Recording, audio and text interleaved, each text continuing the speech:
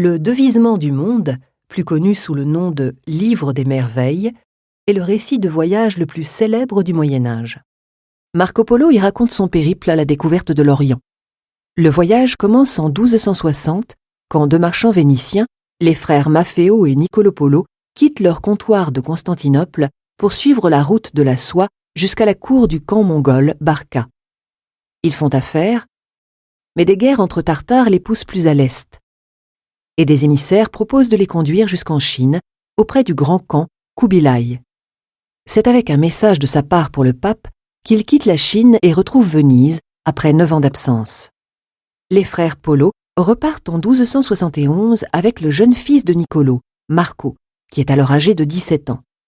Depuis le port d'Acre, en Palestine, où le pape les charge d'une mission auprès du grand khan, ils se dirigent vers Ormuz, là où transitent épices, étoffes, pierreries et ivoires venus des Indes. Puis ils prennent une route terrestre qui les conduit pendant plus de 4 ans à travers l'Asie centrale. Ils passent par la forteresse d'Alamout, l'ancien fief du vieux de la montagne, le chef des assassins. En Perse, ils visitent les tombeaux supposés des rois mages et rencontrent les adorateurs du feu. Leur route traverse l'ancien pays du prêtre Jean, que Marco Polo présente comme un chrétien vaincu par Gengis Khan. Enfin, ils arrivent à Cambaluc, l'actuel Pékin, où réside Kubilai. Marco Polo rapporte que le grand khan lui confie des missions diplomatiques à travers tout l'Empire, autant d'étapes qu'il décrira dans son livre, en s'attribuant souvent une position plus importante que celle qu'il a réellement occupée. Marco raconte ce qu'il voit ou entend dire.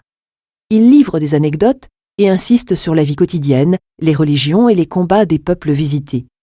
Il note les activités économiques, décrit la faune et la flore, les villes des pays traversés, avec une précision documentaire parfois empreinte de naïveté. Car Marco Polo n'hésite pas à rapporter des légendes héritées de l'Antiquité dans un curieux récit mêlant réel et imaginaire où il embellit parfois ses souvenirs. Le séjour des Polo en Chine dure plus de 16 années avant qu'ils ne s'engagent sur la route du retour. C'est en 1291.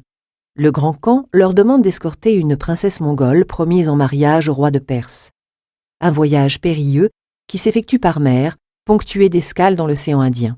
Sumatra, Ceylan, Tanna ou Cambay, autant d'étapes peuplées d'êtres fantastiques et d'animaux fabuleux. Puis ils longent la péninsule arabique pour remonter par l'Euphrate jusqu'à Bagdad.